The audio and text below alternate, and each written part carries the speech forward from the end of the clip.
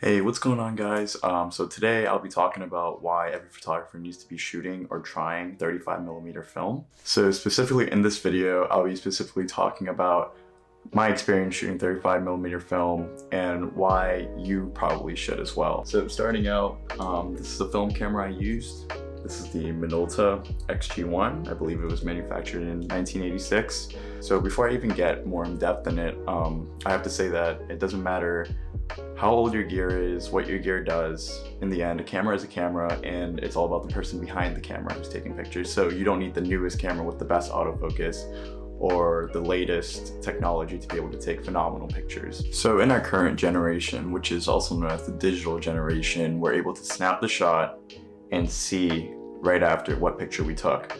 However, with 35mm film, you have to bring it to a lab, develop it, and then you're able to see it from your prints, and then scan it, and then convert it to digital. So you can share on Instagram, YouTube, wherever platform you like to use. So my main camera is the a6300. It's from Sony. It's the camera I'm using to film this video on right now.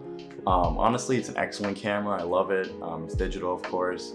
But ever since I picked this camera up, it just gave me a different kind of feeling with the camera that I've never used before. So with this one, your film shot's very limited. Their film is quite expensive nowadays. So roll film is usually around $7, maybe $8, $9 quality film, and then the cheapest ones you can get are like maybe $5 for 36 exposures. So with this camera, you have to be very smart with your shots. You have to really compose quickly and efficiently, because you have a limited amount of shots and you don't want to waste those just taking whatever you want. It has actually challenged me to be a better photographer in every way. Thinking about angles, thinking about lighting, thinking about exposure, especially with this lens right here, which is the MD 50mm f2. So it's a fixed prime lens. You don't zoom, obviously, so I can't really zoom in and out. This is just a focus ring. I have to actually move from place to place following my subject or composing the subject in a better angle, which has challenged me to become a better photographer in general. I took the Minolta XG1 on a trip to Boston by myself with, I think, around 2 rolls of Fuji Superia 400. So personally, film is something that you just can't really get from digital. So you can always go in Lightroom and edit your digital photos to look like film, but in the end, they're not really film. So the colors, the contrast, and just the overall tones that you get from film is just something that is so aesthetically pleasing to me that I just have to say I enjoy taking pictures on film more than digital.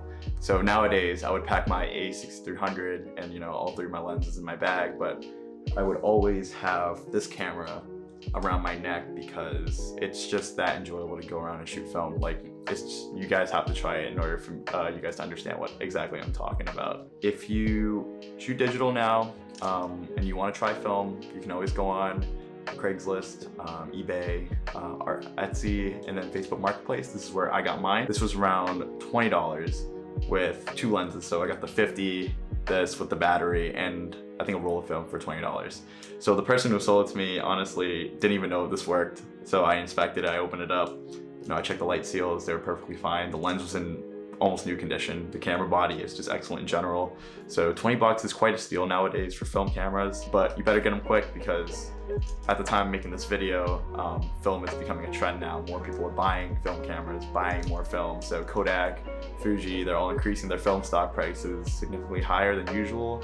And also these film cameras are gonna go away soon. So yeah, be sure to get them because they don't make these anymore. I hope you guys go out, get your film camera, get your film stocks, try shooting film, and you'll see exactly what I'm talking about. And I certainly hope you guys enjoy it quite as much as I do. See you in the next one, guys.